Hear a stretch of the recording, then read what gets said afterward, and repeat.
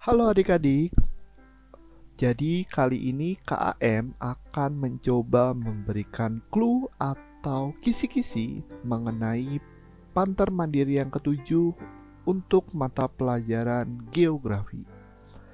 Nah, jadi Panter Mandiri ini adalah salah satu syarat untuk kalian agar bisa mengikuti tryout atau simulasi UTBK di rumah belajar offline.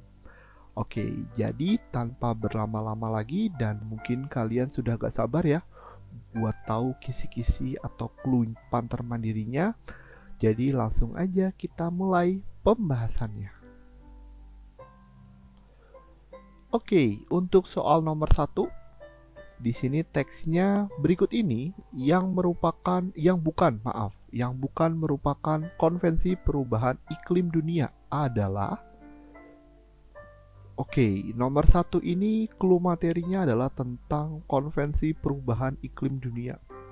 Jadi negara-negara yang ada di dunia itu melakukan perundingan atau konvensi atau semacam kerjasama atau rapat-rapat gitu. Nah, untuk membahas tentang perubahan iklim dunia. Nah, apa aja sih hasil kesepakatan mereka yang berkaitan dengan konvensi perubahan iklim dunia? Di sini ada 4 konvensi. Yang pertama ada Protokol Kyoto. Nah, Protokol Kyoto ini adalah sebuah hasil persetujuan dari konvensi PBB atau Perserikatan Bangsa-Bangsa yang berkaitan dengan perubahan iklim dunia, atau lembaganya disebut dengan nama UNFCCC, di mana dia isinya adalah komitmen dari negara-negara yang ada di dunia untuk mengurangi emisi gas rumah kaca yang dilakukan pada tahun 1997. Kemudian yang kedua ada Deklarasi Rio, yaitu hasil konferensi PBB tentang lingkungan hidup dan berkelanjutan. Nah, apakah kaitannya antara lingkungan hidup dan pembangunan berkelanjutan sama perubahan iklim dunia? Jadi, perubahan iklim dunia itu berkaitan dengan aspek lingkungan hidup. Dan salah satu cara untuk mengurangi dampak dari perubahan iklim adalah dengan melakukan sesuatu yang disebut dengan pembangunan berkelanjutan. Jadi ketika kita melakukan sebuah pembangunan dan memperhatikan aspek atau kebutuhan untuk generasi yang akan datang atau masa depan, berarti secara tidak langsung kita mengurangi dampak dari perubahan iklim dunia. Oke.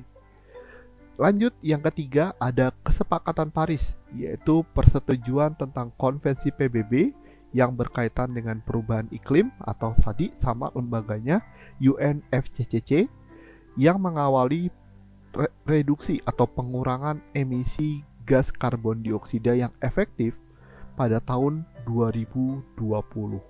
Sama konsepnya seperti Protokol Kyoto. Nah, jadi tujuan utamanya adalah mengurangi emisi gas rumah kaca atau karbon dioksida. Dan yang terakhir, keempat, ada Pakta Iklim Glasgow, yaitu persetujuan konvensi PBB yang berkaitan dengan perubahan iklim, sama juga UNFCCC, di mana pertama kalinya dalam Pakta Iklim Glasgow ini secara eksplisit melakukan kesepakatan untuk mengurangi penggunaan batu bara yang tidak berkurang. Jadi, pada Pakta Iklim Glasgow ini secara eksplisit atau terang-terangan mereka menyerukan untuk mengurangi penggunaan batu bara, di mana batu bara ini adalah salah satu penyebab emisi gas rumah kaca atau gas karbon dioksida yang paling besar. Nah, oke. Jadi itu ya mengenai macam-macam konvensi perubahan iklim dunia yang pernah dilakukan. Oke, sampai sini ada ya gambarannya ya, kira-kira jawabannya apa nih untuk nomor 1. Oke, kita lanjut sekarang ke soal nomor 2. Teksnya adalah, negara Jepang memiliki pertumbuhan penduduk sangat rendah, bahkan mendekati 0, sehingga piramida penduduknya adalah. Untuk soal nomor 2, ini clue materinya adalah tentang piramida penduduk. karena yang ditanyakan tentang itu ya. Tapi dikaitkan dengan suatu kondisi yang disebut dengan nama Zero Growth Population atau ZPG, di mana ZPG ini atau Zero Growth Population itu adalah suatu kondisi atau suatu keadaan di mana terjadi keseimbangan demografis atau kependudukan.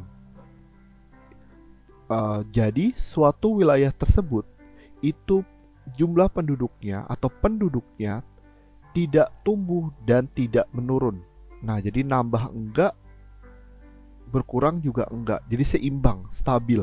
Nah, itu disebut dengan zero growth population.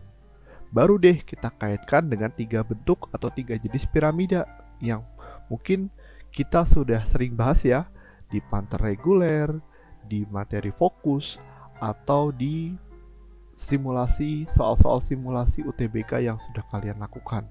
Nah, jadi bentuk atau jenis piramida penduduk itu ada 3. Ada piramida penduduk muda atau ekspansif, kemudian yang kedua ada piramida penduduk stasioner, dan yang terakhir ada piramida penduduk tua atau konstruktif. Untuk yang muda atau ekspansif, ciri-cirinya adalah kelahiran dan kematiannya sama-sama tinggi, kemudian kelompok usia muda lebih banyak daripada kelompok usia tua, dan dia bentuknya limas atau segitiga. Sedangkan piramida penduduk stasioner, ciri-cirinya kelahiran dan kematiannya seimbang, usia tua dengan usia mudanya sama, dan bentuknya granat. Dan yang terakhir ada piramida penduduk tua atau konstruktif, ciri-cirinya kelahiran dan kematiannya rendah, kelompok usia tuanya lebih banyak daripada usia muda, dan bentuknya seperti batu nisan. Oke, jadi tinggal kalian kaitin ya, kira-kira dengan kondisi pertumbuhan penduduk 0 atau sangat rendah tadi di negara Jepang, apa tuh bentuk piramidanya dari 3 jenis ini atau 3 bentuk ini. Oke, gitu ya untuk nomor 2. Kita lanjut ke soal nomor 3. Oke. Untuk teksnya, bentukan lahan yang berasal dari proses ablasi adalah, soal nomor 3 ini, clue atau kisi-kisi materinya adalah tentang erosi. Nah, oke. Jadi erosi atau pengikisan sendiri itu artinya adalah tenaga eksogen, jadi tenaga yang berasal dari luar atau permukaan bumi, di mana dia berupa pelepasan dari suatu massa batuan. Erosi atau pengikisan sendiri jenisnya dibagi menjadi 4, yaitu yang pertama ada ablasi, erosi yang disebabkan oleh aliran air sungai. Lalu yang kedua ada deflasi atau korasi, erosi yang disebabkan oleh angin. Yang ketiga ada abrasi, jangan sampai ketukar ya, ablasi dengan abrasi. Nah, untuk abrasi itu adalah erosi yang disebabkan oleh air atau gelombang laut. Dan yang terakhir ada eksarasi, yaitu erosi yang disebabkan oleh gletser atau es. Masih kurang kisi-kisinya? Kakak tambah lagi. Nah, di situ kan ada 5 opsi jawaban ya. Ada canyon, ada fjord, ada cliff, ada ars, dan yang terakhir ada moraine. Nah, di bawah penjelasan tentang materi erosi, nah jenis-jenis erosi itu ada gambar di masing-masing option jawabannya. Mulai dari canyon, ada moraine, ada fjord, ada cliff, dan yang terakhir ada ars.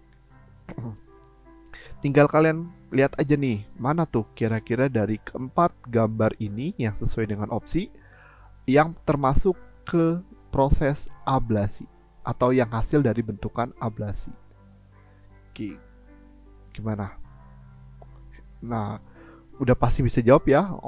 Udah dikasih clue atau kisi-kisi materinya, ditambah lagi sama gambarnya juga, pasti udah fix bisa jawab. Nah, itu untuk soal nomor 3. Kita lanjut ke soal nomor 4. Untuk teksnya, berikut ini yang bukan ciri zona batial adalah Oke, jadi untuk nomor 4 ini clue materinya adalah tentang zonasi kedalaman laut atau pembagian laut berdasarkan kedalamannya. Jadi, laut berdasarkan kedalamannya dibagi menjadi 4 zona. Yaitu yang pertama, ada zona litoral, yang kedua ada zona neritik, yang ketiga ada zona batial, dan yang terakhir ada zona abisal. Oke, yang pertama zona litoral dulu. Zona litoral ini adalah wilayah laut yang berada di batas atau garis antara pasang dan surut air laut.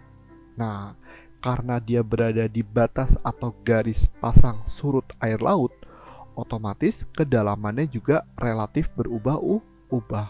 Nah, karena dipengaruhi oleh pasang surut air laut. Ketika pasang, dia bisa naik. Ketika surut, berarti dia berkurang. Lanjut, zona kedua, ada zona neritik atau wilayah laut dangkal. Nah, di sini dia bisa kedalamannya sampai 200 meter. Untuk ciri-cirinya, yang pertama, dia tembus sinar matahari. Kemudian banyak organisme atau biota laut seperti ikan, tumbuhan laut, kemudian plankton, dan lain-lain. Kemudian ciri yang ketiga, zona yang ketiga itu ada zona batial atau wilayah laut dalam. Ini yang kedalamannya antara 200 sampai 1500 meter. Untuk ciri-cirinya, sinar mataharinya sudah mulai berkurang atau tidak ada di beberapa bagian. Dan biota lautnya juga sangat terbatas atau mulai berkurang. Karena ya tadi, intensitas cahaya matahari juga mulai berkurang. Dan yang paling dalam itu ada zona abisal, yaitu yang kedalamannya lebih dari 1500 meter. Biasanya dia berupa palung laut, yaitu dasar atau cekungan yang sangat dalam, yang biasanya ada di laut dalam. Kemudian untuk ciri-ciri zona abisal ini, yang pertama, cahaya matahari sudah tidak ada lagi alias gelap gulita. Kemudian suhunya juga sangat rendah atau dingin. Tekanan airnya sangat besar dan biota atau tumbuhan laut yang hidup di sini juga sangat sedikit. Nah, jadi itu ya mengenai pembagian wilayah laut berdasarkan kedalamannya. Oke. Kakak kasih satu clue lagi untuk soal nomor 4, yaitu istilah landas kontinen. Nah, jadi landas kontinen ini adalah dasar laut yang secara geologis maupun geomorfologisnya merupakan bagian dari benua atau kelanjutan dari sebuah benua yang terendam oleh air laut sampai kedalaman 150 meter. Nah, itu. Oke. Udah mulai ya? Ada bayangannya kira-kira jawabannya apa nih untuk soal nomor 4?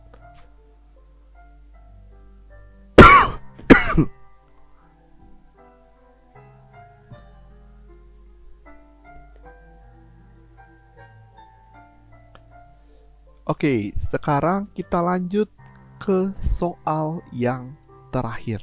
Soal nomor 5. Teksnya adalah, negara yang cocok menggunakan proyeksi silinder atau tabung adalah. Untuk soal nomor 5 ini, clue materinya yang akan kita bahas adalah tentang proyeksi peta. Nah, jadi proyeksi peta sendiri itu bisa menggunakan 3 bidang, yaitu ada bidang datar, ada bidang kerucut, dan yang terakhir ada bidang silinder atau tabung. Nah, kita mulai dari bidang yang pertama, bidang datar atau disebut juga dengan nama proyeksi azimutal atau zenital. Jadi proyeksi ini cocok untuk memetakan daerah di sekitar kutub atau daerah lintang tinggi, baik itu kutub utara maupun kutub selatan. Kemudian, bidang yang kedua ada bidang kerucut atau disebut juga namanya proyeksi konikel. Nah, proyeksi ini cocok untuk memetakan daerah lintang tengah yang berada di antara iklim tropis, bukan iklim tropis, iklim subtropis sampai iklim sedang. Jadi yang kata kuncinya adalah dia daerah atau negaranya punya 4 musim. Nah, itu. Kemudian yang terakhir ada proyeksi silinder atau Mercator atau bidang tabung. Proyeksi ini cocok untuk daerah di khatulistiwa atau yang berada di lintang tengah, di mana rata-rata daerah khatulistiwa atau lintang rendah ini itu iklimnya adalah tropis. Nah, kayak mirip-mirip sama Indonesia gitu. Nah, oke. Jadi seperti itu ya untuk bidang proyeksi peta. Nah, udah bisa ya jawab ya untuk soal nomor 5 ini. Oke, di bawahnya juga ada gambar bidang proyeksi mulai dari bidang azimutal atau datar, kemudian ada bidang silinder atau tabung, dan ada bidang kerucut atau konikel. Oke. Nah, jadi gimana? Udah bisa jawab pantennya? Jadi sekali lagi kakak ingatkan, jangan lupa dikerjakan panter mandirinya supaya kalian bisa makin paham dan bisa lebih memahami lagi materi atau pelajaran geografi. Oke. Tetap semangat dan terima kasih. Wassalamualaikum warahmatullahi wabarakatuh. Sampai jumpa.